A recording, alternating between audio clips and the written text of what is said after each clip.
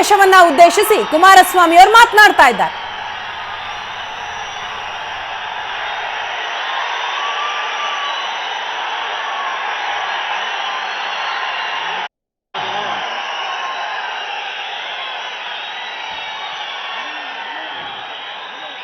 ಮಂಡ್ಯ ಜಿಲ್ಲೆಯ ಎಲ್ಲ ನನ್ನ ಆತ್ಮೀಯ ತಂದೆ ತಾಯಂದಿರು, ಯುವಕ ಸ್ನೇಹಿತರ ಹಾಗೂ ಭಾರತೀಯ ಜನತಾ ಪಾರ್ಟಿ ಹಾಗೂ ಜಾತ್ಯತೀತ ಜನತಾದಳದ ಒಂದು ಮೈತ್ರಿಯ ಒಂದು ಒಡಂಬಡಿಕೆಯಲ್ಲಿ ಎರಡೂ ಪಕ್ಷಗಳ ಕಾರ್ಯಕರ್ತರು ಹಾಗೂ ಎರಡೂ ಪಕ್ಷಗಳ ಮುಖಂಡರುಗಳ ಆದೇಶದ ಮೇರೆಗೆ ಇವತ್ತಿನ ದಿನ ಮಂಡ್ಯ ಲೋಕಸಭೆಯ ಚುನಾವಣೆಗೆ ರಾಜ್ಯದ ಮಾಜಿ ಮುಖ್ಯಮಂತ್ರಿಗಳಾಗಿರ್ತಕ್ಕಂಥ ಹಿರಿಯರು ಆಗಿರ್ತಕ್ಕಂಥ ನಾನು ಮತ್ತು ಅವರು ಜೊತೆಗೂಡಿ 2006ರಲ್ಲಿ ಅತ್ಯಂತ ಉತ್ತಮವಾದಂಥ ಆಡಳಿತವನ್ನು ಕೊಟ್ಟವು ಅಂತಕ್ಕಂಥದ್ದು ರಾಜ್ಯದ ಉದ್ದಗಲಕ್ಕೂ ಇವತ್ತು ಸಹ ನೆನಪಿಸ್ಕೊಳ್ತಕ್ಕಂಥ ಅವತ್ತಿನ ದಿನಗಳೇನಿದೆ,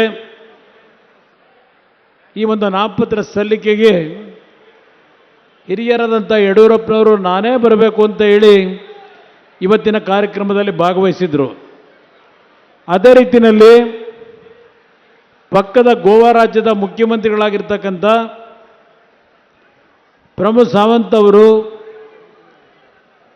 ಅವರಿಗೂ ನನಗೂ ಇತ್ತೀಚೆಗೆ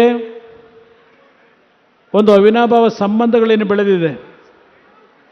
ಭಾರತೀಯ ಜನತಾ ಪಕ್ಷ ಮತ್ತು ಜನತಾದಳಗಳು ಮೈತ್ರಿ ಆಗಬೇಕು ಅಂತಕ್ಕಂಥ ಹಿನ್ನೆಲೆಯಲ್ಲಿ ಅವರ ಪಾತ್ರ ಭಾಳ ದೊಡ್ಡದಿದೆ.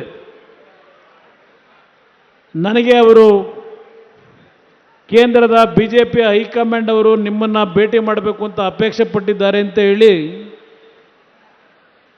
ನನಗೆ ಆಹ್ವಾನ ಕೊಟ್ಟು ದೆಹಲಿಗೆ ಕರ್ಕೊಂಡು ಹೋದಂಥದ್ದೇನಿದೆ, ಈ ಒಂದು ಮೈತ್ರಿಯ ಒಡಂಬಡಿಕೆಗೆ ಗೋವಾದ ಮುಖ್ಯಮಂತ್ರಿಗಳ ಪಾತ್ರ ಭಾಳ ದೊಡ್ಡದಿದೆ. ಇವತ್ತಿನ ನಾಮಪತ್ರ ಸಲ್ಲಿಕೆಗೆ ಅವರು ಸಹ ಮಂಡ್ಯ ನಗರದ ಜನತೆಯನ್ನು, ಮಂಡ್ಯ ಜಿಲ್ಲೆಯ ಜನತೆಯನ್ನು ನಾನು ನೋಡ್ತಕ್ಕಂಥದ್ದು ಅಷ್ಟೇ ಅಲ್ಲ, ಅವರೆಲ್ಲರ ಆಶೀರ್ವಾದವನ್ನು ಪಡಿಬೇಕು ಅಂತ ಹೇಳಿ ಇವತ್ತು ಅವರೇ ಅಪೇಕ್ಷೆ ಪಟ್ಟು ಈ ಒಂದು ಕಾರ್ಯಕ್ರಮದಲ್ಲಿ ಭಾಗವಹಿಸಿದ್ದಾರೆ. ವೇದಿಕೆ ಮೇಲೆ ಮಾಜಿ ಶಾಸಕರು, ಮಾಜಿ ಮಂತ್ರಿಗಳಾಗಿರ್ತಕ್ಕಂಥ ತಮ್ಮಣ್ಣ ಅವರಿದ್ದಾರೆ, ಪುಟ್ಟರಾಜಣ್ಣ ಇದ್ದಾರೆ, ಮಾಜಿ ಶಾಸಕರುಗಳಾಗಿರ್ತಕ್ಕಂಥ ರವೀಂದ್ರ ಶ್ರೀಕಂಠಯ್ಯ, ಅಲ್ಲಿಂದ ಡಾಕ್ಟರ್ ಅನ್ನದಾನಿ, ಸುರೇಶ್ ಗೌಡ್ರು, ಹೀಗೆ ಎಲ್ಲ ನಮ್ಮ ಪಕ್ಷದ ರಾಮಚಂದ್ರ ಅವರು ಕಳೆದ ಚುನಾವಣೆಯಲ್ಲಿ ಅತ್ಯಂತ ಕಡಿಮೆ ಮತದಾನದಲ್ಲಿ ಕೇವಲ 1,500 ಮತದಲ್ಲಿ ಪರಾಜಿತಿದ್ದಾರೆ ರಾಮಚಂದ್ರ ಅವರು. ಮತ್ತು KR ನಗರದ ಮಾಜಿ ಶಾಸಕರು, ನನ್ನ ಆತ್ಮೀಯ ಸ್ನೇಹಿತರು, ಮಾಜಿ ಮಂತ್ರಿಗಳು ಆಗಿರ್ತಕ್ಕಂಥ ಸಾರಾ ಮಹೇಶ್ ಅವರು ಸಹ ಈ ಕಾರ್ಯಕ್ರಮದಲ್ಲಿ ಭಾಗವಹಿಸಿದ್ದಾರೆ. ರಮೇಶ್ ಅವರು ಜಿಲ್ಲಾ ಘಟಕದ ಅಧ್ಯಕ್ಷರು ಅವರು ಇದ್ದಾರೆ. BJP ಪಕ್ಷದ ನನ್ನ ಆತ್ಮೀಯ ಸ್ನೇಹಿತರುಗಳಾಗಿರ್ತಕ್ಕಂಥ ಮಾಜಿ ಮಂತ್ರಿಗಳು ನಾರಾಯಣಗೌಡರು, ನಮ್ಮ ಅಶೋಕ್ ಜಯರಾಮ್ ಅವರು, ಜಯರಾಮಣ್ಣವರ ಪುತ್ರ ಅಶೋಕ್ ಜಯರಾಮ್ ಅವರು, ಅಲ್ಲಿಂದ ನಮ್ಮ ವಿಜಯಾನಂದ್ ಅವರು, ಶಂಕರೇಗೌಡರ ಮೊಮ್ಮಗ ವಿಜಯಾನಂದ್ ಅವರು, ನಮ್ಮ BJP ಘಟಕದ ಅಧ್ಯಕ್ಷರಾಗಿರ್ತಕ್ಕಂಥ ಜಿಲ್ಲಾ ಘಟಕದ ಅಧ್ಯಕ್ಷರು ಇಂದ್ರೇಶ್ ಅವರು, ಅಲ್ಲಿಂದ ಮದ್ದೂರಿನ ಅಭ್ಯರ್ಥಿಯಾದಂಥ ಸ್ವಾಮಿ ಅವರಿರ್ಬೋದು, ಮಳವಳ್ಳಿಯ ಮುನ್ರಾಜು ಅವರು, ಹೀಗೆ ನಮ್ಮ ಶ್ರೀರಂಗಪಟ್ಟಣದ ಸಚ್ಚಿದಾನಂದ ಅವರು, ಎಲ್ಲರೂ ಸಹ ಈ ಒಂದು ಕಾರ್ಯಕ್ರಮದಲ್ಲಿ ಚೇತನ್ ಅವರು, ನಮ್ಮ ಶಿವರಾಮೇಗೌಡರ ಪುತ್ರರಾಗಿರ್ತಕ್ಕಂಥ ಚೇತನ್ ಅವರು, ಹಾಗೂ ಪಕ್ಷದ ಎರಡೂ ಪಕ್ಷಗಳ ನಾಗಮಂಗಲ ರವಿ ಅವರು, ಹೊಸಳ್ಳಿ ವೆಂಕಟೇಶ್ ಅವರು, ಹೀಗೆ ಹಲವಾರು ಪ್ರಮುಖರು ಈ ಒಂದು ಕಾರ್ಯಕ್ರಮದಲ್ಲಿ ಏನು ಭಾಗವಹಿಸಿದ್ದೀರಿ, ಯಾರು ಅನ್ಯತಾ ಭಾವಿಸಬೇಡಿ. ಕಳೆದ ನಮ್ಮ ಎಲ್ಲದಕ್ಕಿಂತ ಪ್ರಮುಖವಾಗಿ ನನ್ನ ಆತ್ಮೀಯ ಸ್ನೇಹಿತ ಕೇರ್ಪೇಟೆಯ ಶಾಸಕರಾಗಿರ್ತಕ್ಕಂಥ ಜಿಲ್ಲೆಯ ಏಕೈಕ ಶಾಸಕರು ಜನತಾದಳದ ನಮ್ಮ ಮಂಜಣ್ಣ ಅವರು ಲೋಕಸಭೆಗೆ ಬಿಜೆಪಿಯಿಂದ ಒಂದು ಬಾರಿ ಉಪಚುನಾವಣೆಯಲ್ಲಿ ಸ್ಪರ್ಧೆ ಮಾಡಿರ್ತಕ್ಕಂಥ ಸಿದ್ದರಾಮೇಗೌಡರು, ಹೀಗೆ ಹಲವಾರು ಅಮರಾವತಿ ಚಂದ್ರಣ್ಣ ಅವರು ಫೋನ್ ಮಾಡಿದ ತಕ್ಷಣಲೇ ಇಲ್ಲ ನಾನು ಪಕ್ಷಕ್ಕೆ ಸೇರ್ತೇನೆ ಅಂತಕ್ಕಂಥ ತೀರ್ಮಾನ ಮಾಡಿ ಬಂದಿದ್ದಾರೆ. ಅದೇ ರೀತಿಯಲ್ಲಿ ಉಮೇಶು DCC ಬ್ಯಾಂಕ್ನ ಮಾಜಿ ಅಧ್ಯಕ್ಷರು ಸಿದ್ದರಾಮೇಗೌಡರು ಅಂದೆ ಸುನೀಲ್ ಸುಬ್ರಹ್ಮಣ್ಯಂ ಅವರು ಅತ್ಯಂತ ವಿಶೇಷವಾಗಿ ವಿಧಾನ ಪರಿಷತ್ತಿನ ಸದಸ್ಯರೇನಿದ್ದಾರೆ, ಮಾಜಿ ಸದಸ್ಯರು, ನಮ್ಮ ಕೊಡಗು ಭಾಗದ ಇಲ್ಲಿಯ ಉಸ್ತುವಾರಿ ವಹಿಸಿರ್ತಕ್ಕಂಥ ಸುಬ್ರಹ್ಮಣ್ಯ ಅವರು ಏನಿದ್ದಾರೆ ಅವರು ಸಹ ಈ ಸಭೆಯಲ್ಲಿದ್ದಾರೆ. ವೀರಯ್ಯನವರು ವಿಶೇಷವಾಗಿ ಅವರು ಮಂಡ್ಯ ಜಿಲ್ಲೆಯವರೇನೆ MLCಗಳಾಗಿ ಕೆಲಸ ಮಾಡಿದ್ದಾರೆ. ದಲಿತ ಸಮಾಜದ ಮುಖಂಡರು ಏನಿದ್ದಾರೆ ವೀರಯ್ಯನವರು ಸಹ ಇವತ್ತು ನಾಮಪತ್ರ ಸಲ್ಲಿಕೆ ಕಾರ್ಯಕ್ರಮದಲ್ಲಿ ಭಾಗವಹಿಸಿದ್ದಾರೆ. ಯಾರು ನಮ್ಮ ಹರೀಶ್ ಅವರು ಹುಣಸೂರಿನ ಶಾಸಕ ಮಿತ್ರರು, ಹರೀಶ್ ಅವರು ಇವತ್ತು ಸಭೆಯಲ್ಲಿದ್ದಾರೆ. ಅಶ್ವಿನ್ ಅವರು ನಮ್ಮ ಟಿ ನರಸೀಪುರದ ಮಾಜಿ ಶಾಸಕರು, ಅಶ್ವಿನ್ ಅವರು ಸಹ ಈ ಕಾರ್ಯಕ್ರಮದಲ್ಲಿ ಭಾಗವಹಿಸಿದ್ದಾರೆ.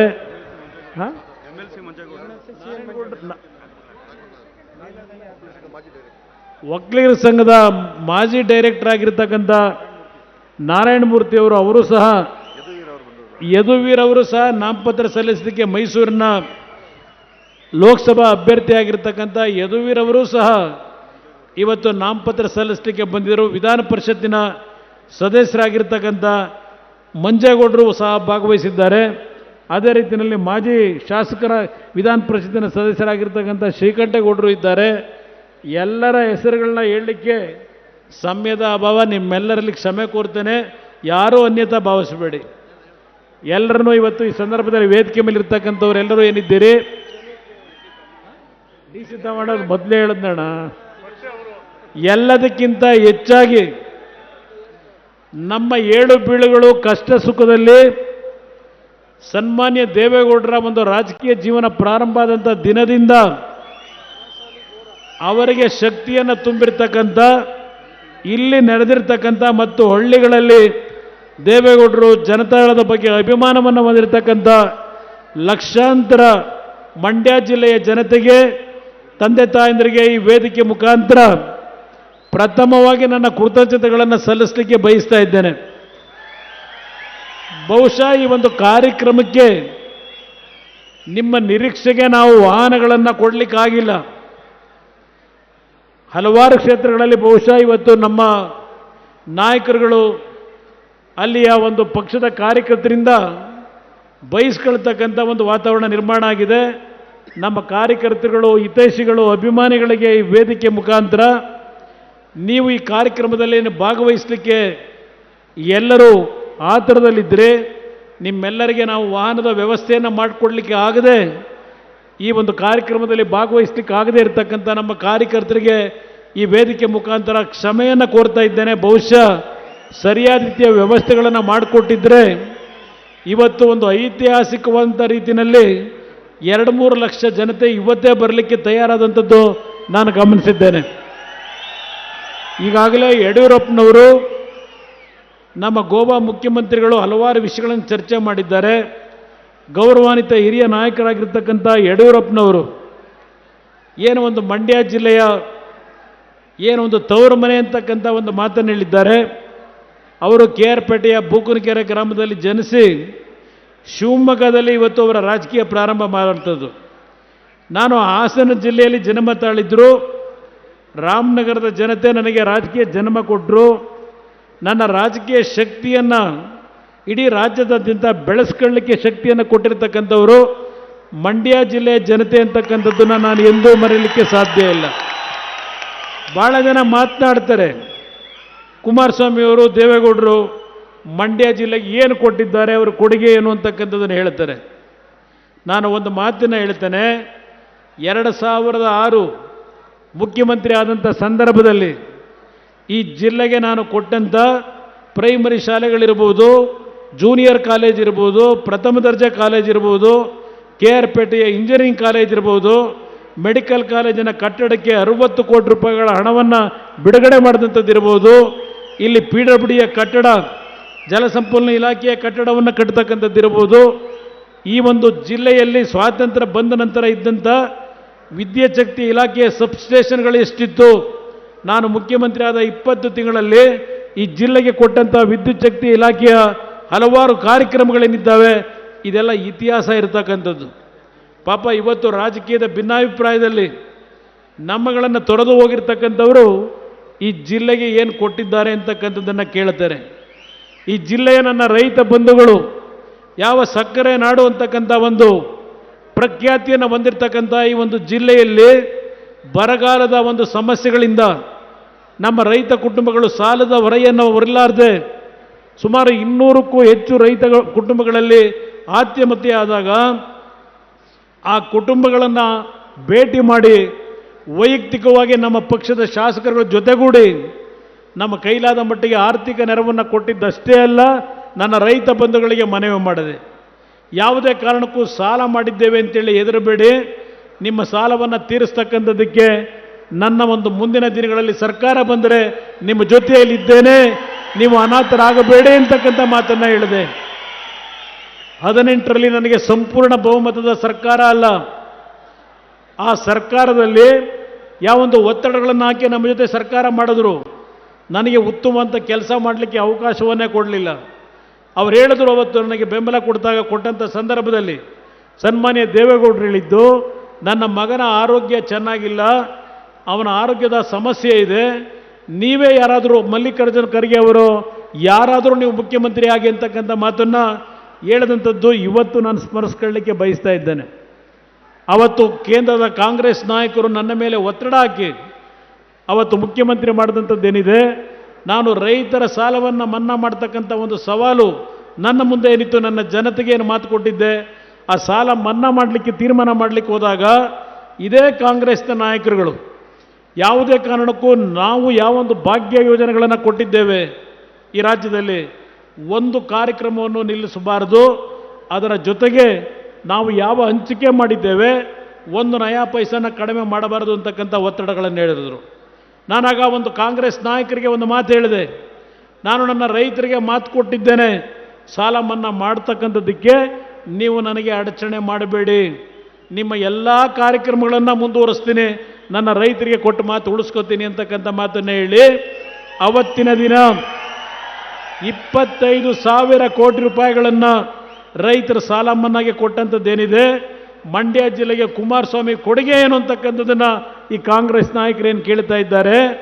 ಸುಮಾರು 750 ಕೋಟಿ ರೂಪಾಯಿಗಳು ನನ್ನ ರೈತರು ಸಾಲ ಏನು ಮಾಡಿದ್ದೀರಿ ನಿಮ್ಮ ಮನೆಯ ಬಾಗಿಲಿಗೆ ನಿಮ್ಮ ಅಕೌಂಟ್ಗಳಿಗೆ ತಂದು ಕೊಟ್ಟಂಥದ್ದನ್ನು ಇವತ್ತು ನಾನು ಸ್ಮರಿಸ್ಕೊಳ್ಳಿಕ್ಕೆ ಬಯಸ್ತಾ ಇದ್ದೇನೆ. ನನ್ನ ಕರ್ತವ್ಯ, ನನ್ನ ಜನತೆ, ನನ್ನ ರೈತರು ಸಂಕಷ್ಟದಲ್ಲೇನಿದ್ದರು ಇವತ್ತು ಈ ರಾಜ್ಯದಲ್ಲಿ ಅವರ ಪರವಾಗಿ ಅವತ್ತು ಇದ್ದಂಥ 14 ತಿಂಗಳ ಅವಧಿಯಲ್ಲಿ ಕಾರ್ಯಕ್ರಮ ಏನು ಕೊಟ್ಟೆ, ಇವತ್ತು ಸಿದ್ದರಾಮಯ್ಯನವರ ಸರ್ಕಾರದಲ್ಲಿ, ಕಾಂಗ್ರೆಸ್ ಸರ್ಕಾರದಲ್ಲಿ ನರೇಂದ್ರ ಮೋದಿ ಅವರನ್ನು ಪ್ರತಿನಿತ್ಯ ಕೇಳ್ತಾ ಇದ್ದಾರೆ.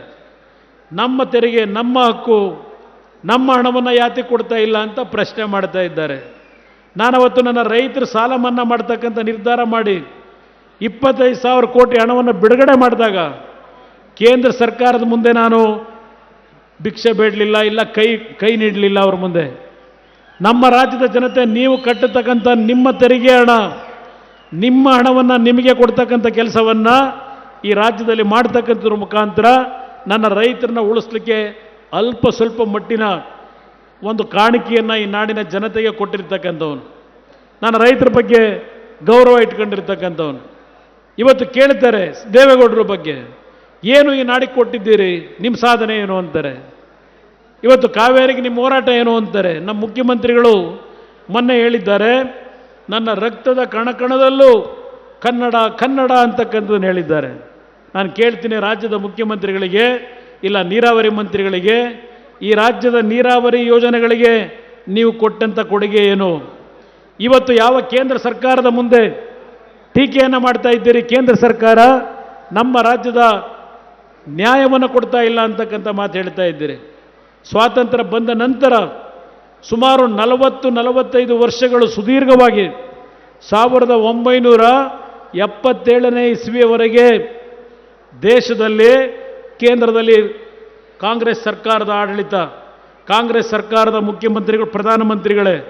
ಕರ್ನಾಟಕದಲ್ಲಿ 28ಕ್ಕೆ 28 ಲೋಕಸಭಾ ಸದಸ್ಯರು 1952ನೇ ಇಸ್ವಿಯಿಂದ 77ನೇ ಇಸ್ವಿಯವರೆಗೆ ಕಾಂಗ್ರೆಸ್ನಿಂದ 28ಕ್ಕೆ 28 ಲೋಕಸಭಾ ಸದಸ್ಯರನ್ನ ಈ ರಾಜ್ಯದ ಜನತೆ ಕಳಿಸ್ಕೊಟ್ರು.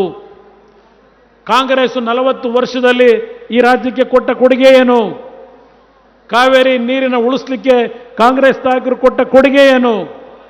ಇದನ್ನು ಇವತ್ತು ಸಿದ್ದರಾಮಯ್ಯನವ್ರಿಗೆ ಕೇಳಲಿಕ್ಕೆ ಬಯಸ್ತಾ ಇದ್ದೇನೆ. ಮೇಕೆದಾಟಿನ ಬಗ್ಗೆ ಈಗ ಚರ್ಚೆ ಮಾಡ್ತಾ ಇದ್ದೀರಿ. ಮೇಕೆದಾಟು ಏನು ಪಾದಯಾತ್ರೆ ಮಾಡಿದ್ರಿ ನಮ್ಮ ಸಾತ್ತೂರಿನ ಸಂಗಮದಿಂದ, ನಮ್ಮ ನೀರು ನಮ್ಮ ಹಕ್ಕು ಅಂತ ಹೇಳಿದ್ರಿ. ಈಗ ಸರ್ಕಾರ ತಂದು 10 ತಿಂಗಳಾಯಿತು. ನಮ್ಮ ನೀರು ನಮ್ಮ ಹಕ್ಕನ್ನು ಉಳಿಸ್ಕೊಳ್ಳಿಕ್ಕೆ ನಿಮ್ಮ ಕೊಡುಗೆ ಏನು? ಕಾಂಗ್ರೆಸ್ ನಾಯಕರಿಗೆ ಇವತ್ತು ಕೇಳಲಿಕ್ಕೆ ಬಯಸ್ತೇನೆ.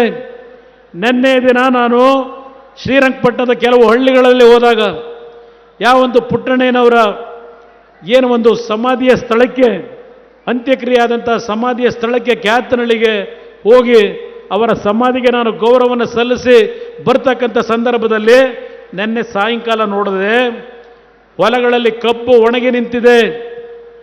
ಯಾವ ಕಾರಣಕ್ಕೆ ಇವತ್ತು ಈ ಒಂದು ಮಂಡ್ಯ ಜಿಲ್ಲೆ ಸಕ್ಕರೆಯ ನಾಡು ಅಂತಕ್ಕಂಥ ಈ ನಾಡಿನ ಭೂಮಿಯಲ್ಲಿ ಕಬ್ಬು ಒಣಗಲಿಕ್ಕೆ ಯಾರು ಕಾರಣಕರ್ತರು? ಸಿದ್ದರಾಮಯ್ಯನವರೇ, ಯಾರು ಕಾರಣಕರ್ತರು? ಶಿವಕುಮಾರ್ ಅವರೇ ಕೇಳಲಿಕ್ಕೆ ಬಯಸ್ತೇನೆ. ರಾತ್ರಿ ನಾನು KM ದೊಡ್ಡಿನಲ್ಲಿ, ಹನುಮಂತ ನಗರದಲ್ಲಿ ಯಾವ ಜಿ ಮಾದೇಗೌಡರು ಕಾವೇರಿ ನೀರಿಗೋಸ್ಕರವಾಗಿ ಹೋರಾಟ ಮಾಡಿದರು. ಇವತ್ತು ಅವರಿಗೆ ಗೌರವವನ್ನು ಸಲ್ಲಿಸಲಿಕ್ಕೆ, ಅವರ ಸಮಾಧಿಗೆ ನಾನು ಗೌರವ ಸಲ್ಲಿಸಲಿಕ್ಕೆ ನೆನ್ನೆ ಹೋಗಿ ಮದ್ದೂರಿನ ರಸ್ತೆಯಲ್ಲಿ KM ದೊಡ್ಡಿಯಿಂದ ಮಳವಳ್ಳಿ ರಸ್ತೆಯಲ್ಲಿ ಮದ್ದೂರಿಗೆ ಬರಬೇಕಾದರೆ ಆ ಪ್ರಮುಖ ರಸ್ತೆಯಲ್ಲಿ ಕಬ್ಬಿನ ಗದ್ದೆಗಳು ಏನಾಗಿದ್ದಾವೆ? ಕೊನೆಯ ಟೈಲ್ಯಾಂಡ್ ಭಾಗಕ್ಕೆ ಇವತ್ತು ನೀರನ್ನು ಕೊಡಲಿಕ್ಕೆ ನಿಮಗೆ ಯೋಗ್ಯತೆ ಇಲ್ಲ. ಅದೇ ನೀರನ್ನು ತಮಿಳುನಾಡಿಗೆ ಹರಿಸ್ತಾ ಇದ್ದೀರಿ. ತಮಿಳು ಭಾಗಕ್ಕೆ ನೀರನ್ನು ಹರಿಸ್ತಾ ಇರಿ, ತಮಿಳುನಾಡಿಗೆ. ಇದು ನೀವು ಕೊಟ್ಟಿರ್ತಕ್ಕಂಥ ನಮ್ಮ ನೀರು ನಮ್ಮ ಹಕ್ಕು. ಇದು ನೀವು ಕೊಟ್ಟಿರ್ತಕ್ಕಂಥದ್ದು ಮಂಡ್ಯ ಜಿಲ್ಲೆಯ ಜನತೆಗೆ ಕೊಡುಗೆ. ಹಲವಾರು ಭಾಗದಲ್ಲಿ ಇವತ್ತು ಕಬ್ಬು ಒಣಗಿ ನಿಂತಿದೆ. ಈ ಒಂದು ಜಿಲ್ಲೆಯ ಕೃಷಿ ಸಚಿವರಾಗಿ ಪ್ರಥಮ ಬಾರಿಗೆ ಹೇಳ್ತಾರೆ, ಈ ಬಾರಿ ಯಾರು ಭತ್ತ ನಾಟಿ ಮಾಡಬೇಡಿ ಅಂತೇಳಿ ಘೋಷಣೆ ಮಾಡಿದಂಥ ಯಾರಾದರೂ ಒಬ್ಬ ಕೃಷಿ ಸಚಿವ ಈ ಭಾಗದಲ್ಲಿ ಯಾರಾದರೂ ಬಂದಿದ್ರೆ, ಇವತ್ತಿನ ಈ ಕೃಷಿ ಸಚಿವ ಮಂಡ್ಯ ಜಿಲ್ಲೆಯ ಜನತೆಗೆ, ರೈತರಿಗೆ ಹೇಳ್ತಾರೆ ಭತ್ತ ನಾಟಿ ಮಾಡಬೇಡಿ ಅಂತ ಹೇಳಿ. ಇದು ಇವರು ಕೊಟ್ಟಿರ್ತಕ್ಕಂಥ ಕೊಡುಗೆ ಈ ಒಂದು ಭಾಗದ ಜನತೆಗೆ. ಇವತ್ತು ನಾನು ಒಂದು ಮಾತನ್ನು ಈ ಒಂದು ವೇದಿಕೆ ಮುಖಾಂತರ ಹೇಳ್ತೇನೆ. ನನಗೆ ಇದು ದೇವರ ಸಭೆ, ನನಗೆ ದೇವರ ಸಭೆ. ಇವತ್ತು ನಾನು ಯಾವ ಕಾರಣಕ್ಕೋಸ್ಕರವಾಗಿ BJP ಜೊತೆ ಮೈತ್ರಿಯ ಸಂಬಂಧವನ್ನು ಬೆಳೆಸಿದ್ದೇನೆ, ದಯವಿಟ್ಟು ಈ ನಾಡಿನ ಜನತೆ, ಈ ಒಂದು ವೇದಿಕೆ ಮುಖಾಂತರ ನಾನು ಮನವಿ ಮಾಡ್ತೇನೆ ಈ ನಾಡಿನ ಜನತೆಗೆ. ಇವತ್ತು ನಾನು ವೈಯಕ್ತಿಕವಾದ ಸ್ಥಾನಮಾನಗಳಿಗೋಸ್ಕರವಾಗಿ BJP ಜೊತೆ ಈ ಒಂದು ಮೈತ್ರಿಯ ಸಂಬಂಧವನ್ನು ಬೆಳೆಸಿಲ್ಲ. ಇವತ್ತು ಯಾವ ಕರ್ನಾಟಕದ 28 MPಗಳು ಲೋಕಸಭಾ ಸದಸ್ಯರು ದೆಹಲಿಯಲ್ಲಿ ಮಾತನಾಡೋದಿಲ್ಲ, ಇವತ್ತು ಇವರಿಗೆ ಧ್ವನಿ ಇಲ್ಲ ಅಂತಕ್ಕಂಥ ಮಾತನ್ನು ಈಗಿನ ಕಾಂಗ್ರೆಸ್ ಏನು ಹೇಳ್ತಾ ಇದ್ದೀರಿ?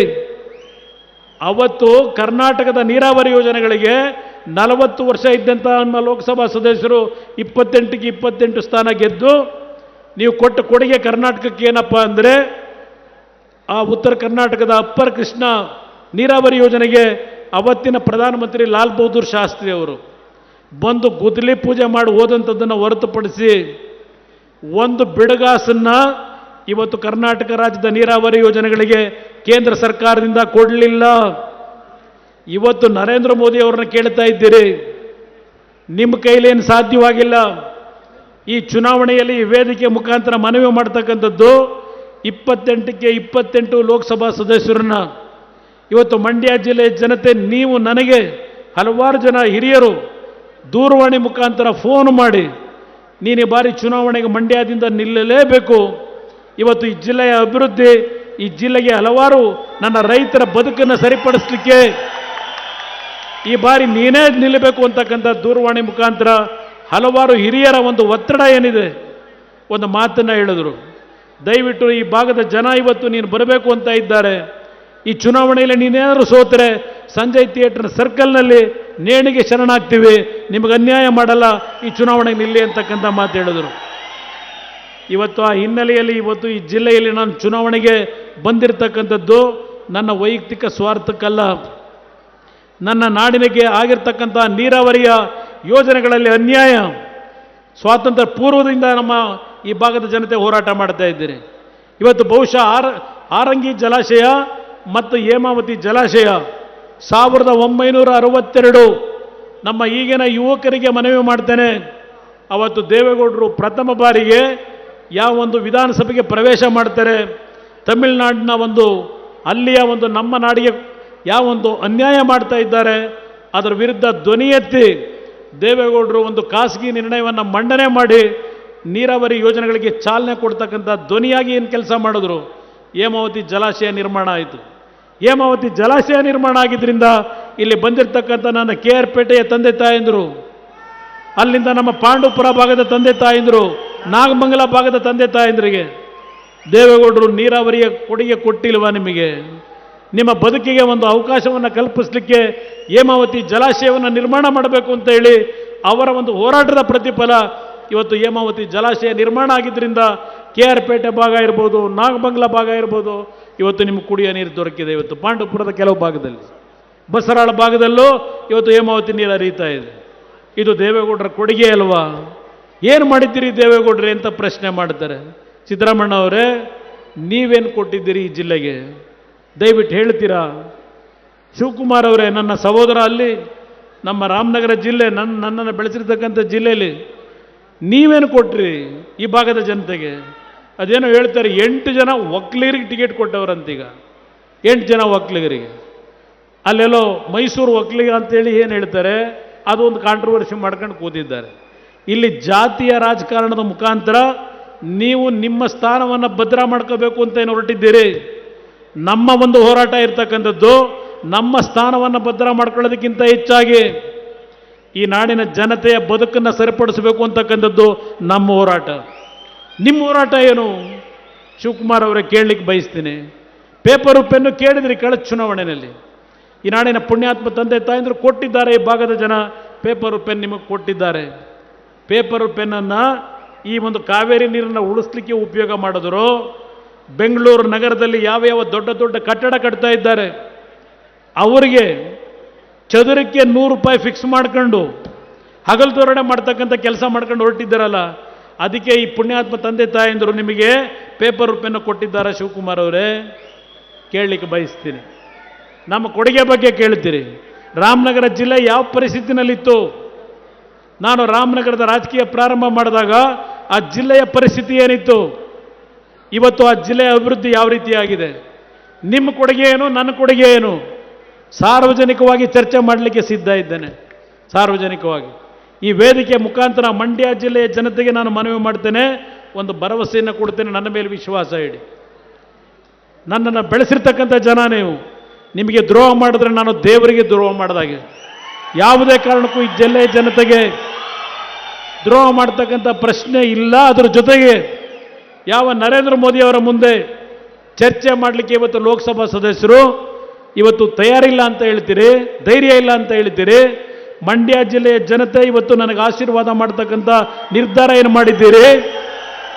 ನಿಮ್ಮ ಧ್ವನಿಯಾಗಿ ಯಾವ ಮೇಕೆದಾಟು ಇರಲಿ, ಇವತ್ತು ಕಾವೇರಿ ನೀರಿನಲ್ಲಿ ಈ ಅಚ್ಚುಕಟ್ಟು ಪ್ರದೇಶದಲ್ಲಿ ಏನು ಅನ್ಯಾಯ ಆಗಿದೆ ಇದೆಲ್ಲವನ್ನು ಸರಿಪಡಿಸ್ತಕ್ಕಂಥದ್ದು ಅಷ್ಟೇ ಅಲ್ಲ, ಅಪ್ಪರ ಭದ್ರಾ ಇರಲಿ, ಮಹದಾಯಿ ಇರಲಿ, ಅಲ್ಲಿಂದ ನಮ್ಮ ಅಪ್ಪರ್ ಕೃಷ್ಣ ಇರಲಿ, ಈ ಎಲ್ಲ ನೀರಾವರಿ ಯೋಜನೆಗಳಿಗೆ ಕೇಂದ್ರ ಸರ್ಕಾರದಿಂದ ಅನುಮತಿಯನ್ನು ನಾವು ತರದೇ ಇದ್ದರೆ ಮತ್ತೆಂದು ರಾಜಕೀಯದಲ್ಲಿ ಮುಂದುವರಿಯತಕ್ಕಂಥ ಪ್ರಶ್ನೆ ಇಲ್ಲ. ಇದನ್ನು ನಿಮ್ಮ ಮುಂದೆ ನಾನು ಮಾತು ಕೊಡ್ತಾ ಇದ್ದೇನೆ. ನನ್ನ ರೈತರು ಇವತ್ತು ನೆನ್ನೆ ನಾನು ಹೋಗಬೇಕಾದ್ರೆ ಹೇಳಿದ್ರು ಕೆಲವು ಹಳ್ಳಿನಲ್ಲಿ ನನ್ನ ತಾಯಿ ಅಂದರು, ನಮ್ಗೆ 2000 ರೂಪಾಯಿ ಯಾಕೆ ಬೇಕು? ನಾವು ಬೆಳೀತಕ್ಕಂಥ ಬೆಳೆಗೆ ಸರಿಯಾದ ರೀತಿ ನೀರು ಕೊಡಿ, ಸರಿಯಾದ ರೀತಿಯ ಬೆಂಬಲ ಬೆಲೆ ಕೊಡಿ. ನಿಮ್ಮ 2000 ರೂಪಾಯಿಯೂ ಬೇಡ, ನಿಮ್ಮ ಬಿಟ್ಟು ಬಸ್ ಪಾಸು ಬೇಡ, ನಮ್ಮ ಬದುಕ ಶಕ್ತಿ ಇದೆ ಅಂತಕ್ಕಂಥದ್ದನ್ನು ಕೆಲವು ಹಳ್ಳಿಯ ನನ್ನ ತಾಯಂದರು ನನ್ನ ಕಾರನ್ನು ನಿಲ್ಲಿಸಿ ನೆನ್ನೆ ಏನು ಹೇಳಿದ್ದೀರಿ? ಇವತ್ತು ನನ್ನ ಕಾರ್ಯಕ್ರಮ ನನ್ನ ನಾಡಿನ ಜನತೆ ಇನ್ನೊಬ್ಬರ ಮುಂದೆ ಕೈ ಒಡ್ಡದೆ ಇನ್ನೊಬ್ಬರಿಗೆ ಕೈ ಎತ್ತಿ ದಾನ ಮಾಡ್ತಕ್ಕಂಥ ಶಕ್ತಿಯನ್ನು ನಿಮಗೆ ತಂದುಕೊಡಬೇಕು ಅನ್ನೋದು ನನ್ನ ಕಾರ್ಯಕ್ರಮ. ಯಾವ ಒಂದು ಪಂಚರತ್ನ ಯೋಜನೆಗಳನ್ನು ಈ ನಾಡಿನಲ್ಲಿ ತರಲಿಕ್ಕೆ ಒಂದು ಅವಕಾಶವನ್ನು ಕೇಳಿದೆ. ನಾನು ಇನ್ನೂ ಈ ನಾಡಿನ ಜನತೆ ಸಂಪೂರ್ಣವಾಗಿ ಬೆಂಬಲ ಕೊಟ್ಟಿಲ್ಲ.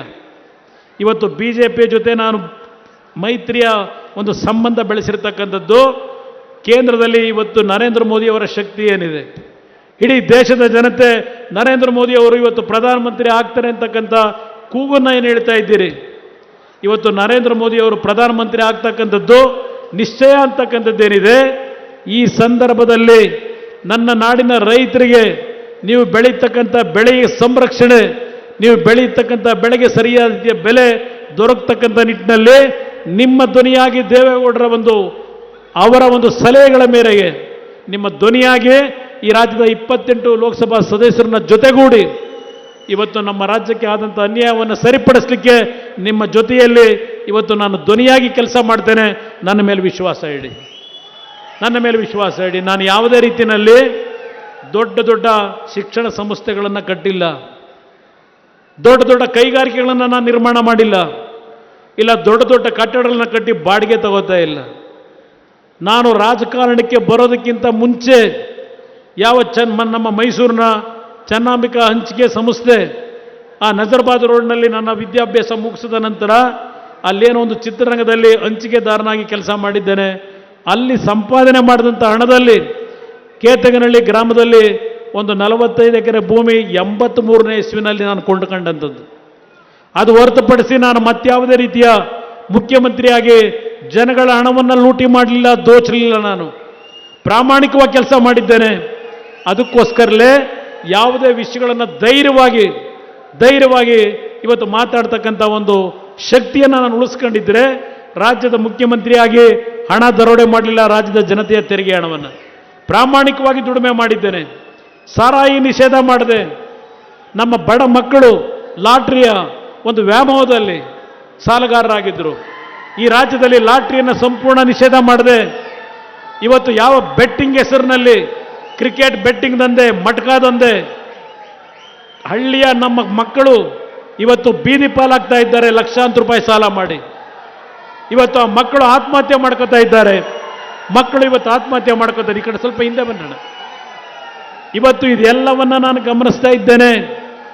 ಯಾವ ಕ್ರಿಕೆಟ್ IPL ದಂಧೆ ಎಷ್ಟು ಕುಟುಂಬಗಳ ಮನೆ ಹಾಳಾಗ್ತಾ ಇದೆ ನೋಡ್ತಾ ಇದ್ದೀರಿ. ಎಷ್ಟು ಕುಟುಂಬದಲ್ಲಿ ಆತ್ಮಹತ್ಯೆ ನಡೀತಾ ಇದೆ. ಇದೆಲ್ಲವನ್ನ ಸೂಕ್ಷ್ಮವಾಗಿ ಗಮನಿಸಿದ್ದೇನೆ.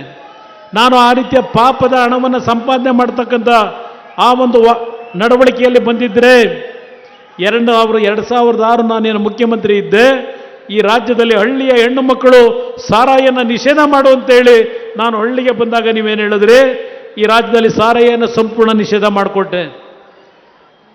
ಅವತ್ತು ನನಗೆ ಯಾವ ಮಟ್ಟದಲ್ಲಿ ಆಮಿಷ ಒಡ್ಡಿದ್ರು. ಆ ಪಾಪದ ಹಣವನ್ನು ನಾನು ಪಡಿಲಿಕ್ಕೆ ಹೋಗಲಿಲ್ಲ. ನಿಮ್ಮ ಧ್ವನಿಯಾಗಿ ಕೆಲಸ ಮಾಡಿದ್ದೇನೆ ಈ ರಾಜ್ಯದಲ್ಲಿ. ಆ ಬಡ ಕುಟುಂಬದ ಮಕ್ಕಳು ಲಾಟ್ರಿಯ ವ್ಯಾಮೋಹಕ್ಕೆ ಒಳಗಾಗದ ಬೇಡ ಅಂತೇಳಿ ಲಾಟ್ರಿಯನ್ನು ನಿಷೇಧ ಮಾಡಿಕೊಟ್ಟೆ.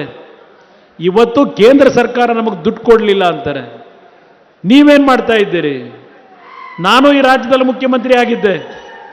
ಹಲವಾರು ಸಂದರ್ಭದಲ್ಲಿ ಪ್ರವಾಹಗಳು ಬಂದಾಗ, ಬರಗಾಲದಲ್ಲಿ ನಾವು ಕೇಂದ್ರ ಸರ್ಕಾರ ಕೊಡಲಿಲ್ಲ ಅಂತ ಕೂರಲಿಲ್ಲ, ಹಣ ಬಿಡುಗಡೆ ಮಾಡಿದ್ದೀವಿ. ಇಲ್ಲಿ ಯಡಿಯೂರಪ್ಪನವರಿಗೆ ಹೇಳ್ತಾ ಇದ್ರು, ನಾನು 4ನೇ ಬಾರಿ ಮುಖ್ಯಮಂತ್ರಿ ಆದಾಗ ಕೇಂದ್ರದಲ್ಲಿ ಕಿಸಾನ್ ಸಮ್ಮಾನ್ ಯೋಜನೆಯಲ್ಲಿ 6,000 ರೂಪಾಯಿಗಳನ್ನು ಪ್ರತಿ ವರ್ಷ 3 ಕಂತುಗಳಲ್ಲಿ ಪ್ರಧಾನಮಂತ್ರಿಗಳು ಈ ದೇಶದ ರೈತರಿಗೇನು ಕೊಡ್ತಾ ಇದ್ದಾರೆ, ಅದಕ್ಕೆ ಬೆಂಬಲವಾಗಿ ನಾನು ಮುಖ್ಯಮಂತ್ರಿಯಾಗಿ 4,000 ರೂಪಾಯಿಗಳನ್ನು ಕೊಡ್ತಕ್ಕಂಥ ವ್ಯವಸ್ಥೆಯನ್ನು ಮಾಡಿಕೊಟ್ಟೆ. ಇವತ್ತು ಸಿದ್ದರಾಮಯ್ಯನವರೇ ತೆಗೆದುಹಾಕಿದ್ದೀರಿ ಅಂತ ಹೇಳ್ತಾ ಇದ್ದಾರೆ. ಇದು ರೈತರಿಗೆ ಕೊಟ್ಟಂಥ ಕೊಡುಗೆ ಈ ಕಾಂಗ್ರೆಸ್ ಸರ್ಕಾರದ್ದು. ಇವತ್ತು ಅವ್ರು ಹೇಳ್ತಾರೆ, ಬರಗಾಲದಿಂದ ತೊಂದರೆಗೊಳಗಾಗಿರ್ತಕ್ಕಂಥ, ಬೆಳೆ ನಷ್ಟ ಆಗಿರ್ತಕ್ಕಂಥ ಕುಟುಂಬಗಳಿಗೆ 624 ಕೋಟಿ ಕೊಟ್ಟಿದ್ದೇನೆ ಅಂತಾರೆ. ಹೆಕ್ಟರ್ಗೆ 2,000 ರೂಪಾಯಿ. ಏನು ನನ್ನ ರೈತರು ಭಿಕ್ಷುಕರ? ನಮ್ಮ ರೈತರು 2,000 ರೂಪಾಯಿ ತಗೊಂಡು ಏನು ಮಾಡ್ತೀರಿ? ಆ ಬೆಳೆ ಪರಿಹಾರ ಕೇಳಲಿಕ್ಕೆ ಬಯಸ್ತೀನಿ. ಇದು ಅವರು ಹೇಳ್ತಾರೆ. ಆದರೆ ಇದೇ ಸಿದ್ದರಾಮಯ್ಯನವರ ಸರ್ಕಾರ, ಅವರ ಗ್ಯಾರಂಟಿ ಕಾರ್ಯಕ್ರಮ ನುಡಿದಂತೆ ನಡೆದಿದ್ದೇವೆ. ಏನು ನುಡಿದಂತೆ ನಡೆದಿದ್ದೀರಿ ಸಿದ್ದರಾಮಯ್ಯನವರೇ? ನೀವು ನುಡಿದಂತೆ ನಡೆದಿರ್ತಕ್ಕಂಥ ನಿಮ್ಮ 5 ಗ್ಯಾರಂಟಿ ಕಾರ್ಯಕ್ರಮ ಯಾವ ಬೆಲೆಯನ್ನು ತೆತ್ತು ಆ 5 ಕಾರ್ಯಕ್ರಮವನ್ನು ಕೊಟ್ಟಿದ್ದೀರಿ, ಯಾವ ಬೆಲೆಯನ್ನು ತೆತ್ತಿದ್ದೀರಿ, ಆ ಬೆಲೆಯ ಆ ಒಂದು ಹಣವನ್ನು ಸಾಲ ತೀರಿಸ್ತಕ್ಕಂಥ ಕಾರ್ಯವನ್ನು ಯಾರ ತಲೆಗೆ ಕಟ್ಟಿದ್ದೀರಿ ಸಿದ್ದರಾಮಯ್ಯನವರೇ? ಇಲ್ಲಿರ್ತಕ್ಕಂಥ ಪುಣ್ಯಾತ್ಮರ ತಂದೆ ತಾಯಂದಿರು ನೀವು ಆ ಒಂದು 2,000 ರೂಪಾಯಿ ಗ್ಯಾರಂಟಿ ಅದೆಂಥದ್ದು ನಮ್ಮ ಹೆಣ್ಣು ಮಕ್ಕಳಿಗೆ ಫ್ರೀ ಬಸ್ ಪಾಸು, ಅದೆಂಥದ್ದು ನಿಮಗೆ 200 ಯೂನಿಟು ವಿದ್ಯುತ್ ಶಕ್ತಿ, ಇದೆಲ್ಲ ಏನು ಹೇಳಿದ್ದಾರೆ? 52,000 ಕೋಟಿ ಕೊಡ್ತಾ ಇದ್ದೇವೆ ಈ ವರ್ಷ ಅಂತ ಹೇಳಿದ್ದಾರೆ. ನಾನು ನಿಮ್ಮನ್ನು ಕೇಳ್ತೀನಿ, ಈ 52,000 ಕೋಟಿ ಯಾವ ಉತ್ಪಾದನೆಯಿಂದ ಕೊಡ್ತಾ ಇದ್ದೀರಿ? 1,05,000 ಕೋಟಿ ಸಾಲ ಮಾಡ್ಕೊಂಡಿದ್ದೀರಿ. ಆ 1,05,000 ಕೋಟಿನಲ್ಲಿ 52,000 ಕೋಟಿ ಇಲ್ಲಿ ಕೊಟ್ಟರೆ ಇನ್ನು 48-50,000 ಕೋಟಿ ಇದೆಯಲ್ಲ ನಿಮ್ಮ ಸಾಲ ಮಾಡ್ಕೊಂಡಿರೋದು. ಈ 1,00,000 ಕೋಟಿ ಸಾಲ ತೀರ್ಸರು ಯಾರು? ಈ ವರ್ಷ ಒಂದೇ ವರ್ಷ 1,00,000 ಕೋಟಿ ಸಾಲ ಮಾಡಿದ್ದಾರೆ. ನಿಮ್ಗೆ 52,000 ಕೋಟಿ ಕೊಟ್ಟಿದ್ದೇವೆ ಅಂತಾರೆ. ನನ್ನ ತಾಯಂದರಿಗೆ ಮನವಿ ಮಾಡ್ತೇನೆ, ಆ ಸಾಲ ನೀವು ಮುಂದಿನ ದಿನಗಳಲ್ಲಿ ಸರ್ಕಾರ ಸಾಲ ಬರೆದು ಹರಾಜಿಗೆ ಬರ್ತಕ್ಕಂಥ ಸಂದರ್ಭದಲ್ಲಿ ಆ ಸಾಲ ತೀರಿಸ್ತಕ್ಕಂಥ ಹೊರೆ ಈ ರಾಜ್ಯದ 7 ಕೋಟಿ ಜನತೆ ಮೇಲೆ ಇವತ್ತು ಆಗ್ತಾ ಇದ್ದಾರೆ. ನಾವೇನು ಧರ್ಮಕ್ಕೆ ನಿಮಗೆ 52,000 ಕೋಟಿ ಕೊಡ್ತಾ ಇಲ್ಲ. ನಿಮ್ಮ ದುಡ್ಡನ್ನು ಕೊಡಲಿಕ್ಕೆ ನಿಮಗೆ 52,000 ಕೋಟಿ ಕೊಡಲಿಕ್ಕೆ ಪ್ರತಿ ವರ್ಷ 1 ಲಕ್ಷ ಸಾಲ ಮಾಡಿ ಇವತ್ತು ಆ ದುಡ್ಡು ನಿಮಗೆ ಕೊಡ್ತಾ ಇದ್ದಾರೆ. ಸಾಲದ ಹೊರೆ ನಿಮ್ಮ ತಲೆ ಮೇಲೆ ಹೊರಿಸ್ತಾರೆ. ಇದು ಇವ್ರ ಘನಕಾರ್ಯ, ಇವ್ರು ಮಾಡ್ತಿರ್ತಕ್ಕಂಥ ಘನಕಾರ್ಯ. ಯೋಚನೆ ಮಾಡಿ ನನ್ನ ಬಂಧುಗಳು, ಇವತ್ತು ನೀವು ಬದುಕ್ತಕ್ಕಂಥ ಶಕ್ತಿಯನ್ನು ಇವತ್ತು ಒಂದೊಂದು ಗ್ರಾಮ ಪಂಚಾಯಿತಿಗಳಲ್ಲಿ ಒಂದು ಗೋಡನ್ಗಳನ್ನು ಕಟ್ಟಿ ನೀವು ಬೆಳೀತಕ್ಕಂಥ ಬೆಳೆಯನ್ನು ರಕ್ಷಣೆ ಮಾಡ್ತಕ್ಕಂಥದ್ದಕ್ಕೆ ಹಲವಾರು ನಮ್ಮ ಹಳ್ಳಿಗಳಲ್ಲಿ ಗ್ರಾಮೀಣ ಪ್ರದೇಶದಲ್ಲಿ ಎಲ್ಲಿ ತರಕಾರಿ ಬೆಳೀತೀರಿ ಗೊತ್ತಿದೆ ನನಗೆ. KR ಪೇಟೆ ತಾಲೂಕಿನಲ್ಲಿ ತರಕಾರಿಯನ್ನು ಬೆಳೆದು ಬೇರೆ ಬೇರೆ ರಾಜ್ಯಕ್ಕೆ ನೀವು ಇವತ್ತು ರವಾನೆ ಮಾಡ್ತಕ್ಕಂಥ ರೈತ ಬಂಧುಗಳಿದ್ದೀರಿ ಕಷ್ಟಪಟ್ಟು. ಅದನ್ನು ಮಾರಾಟ ಮಾಡೋಕ್ಕಾಗದೇ ಇದ್ದಾಗ ಹವಾನಿಯಂತ್ರಿತವಾದಂಥ ಒಂದು ಗೋಡನ್ಗಳನ್ನು ಕಟ್ಟಿದ್ರೆ ಇವತ್ತು ನಮ್ಮ ರೈತರು ಯಾವಾಗ ಬೆಲೆ ಮಾರ್ಕೆಟಲ್ಲಿ ಜಾಸ್ತಿ ಆಗುತ್ತೆ ಮಾರಾಟ ಮಾಡ್ತಕ್ಕಂಥ ಶಕ್ತಿಯನ್ನು ಈ ರಾಜ್ಯದಲ್ಲಿ ತಂದಾಗ ನನ್ನ ರೈತರಿಗೆ ನೀವು 2,000 ರೂಪಾಯಿ ಕೊಡಬೇಕಾಗಿಲ್ಲ. ಬಡಮ್ಮ 10 kg ಅಕ್ಕಿ ಹೇಳ್ತಾ ಇದ್ದಾರೆ.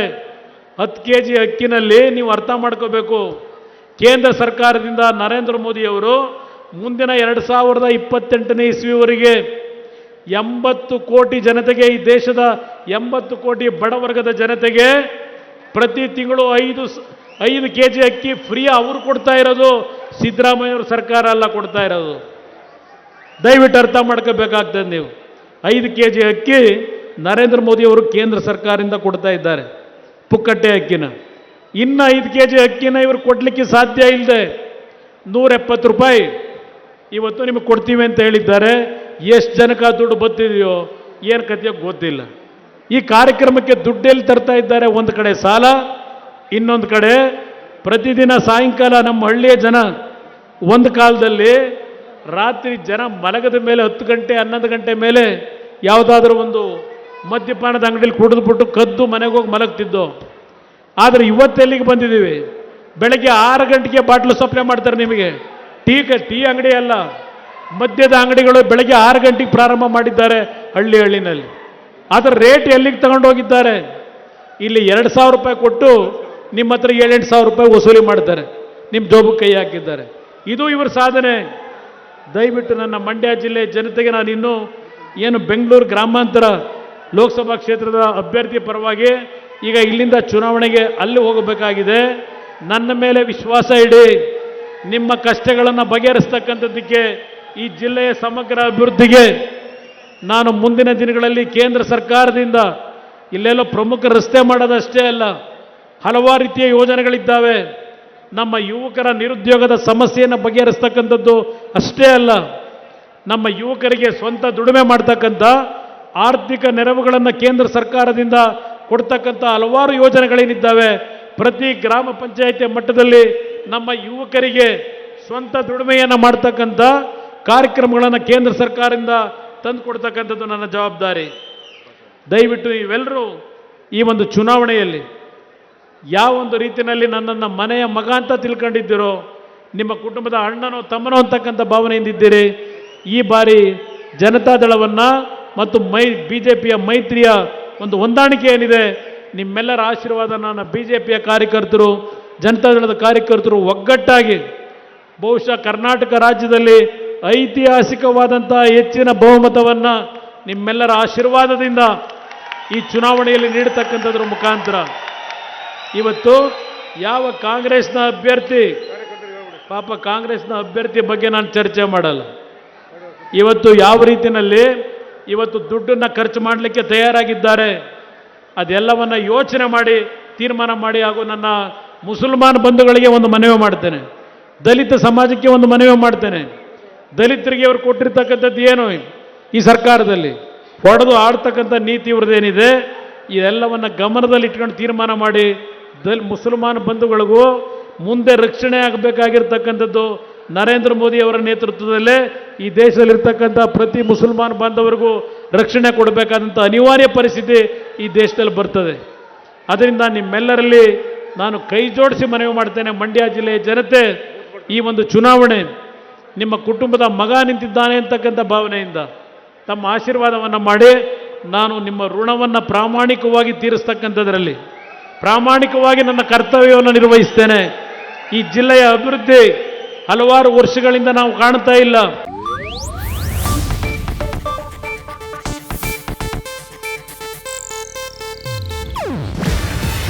ಇದು ಏಷ್ಯಾನೆಟ್ ನ್ಯೂಸ್ ನೆಟ್ವರ್ಕ್ ಪ್ರಸ್ತುತಿ.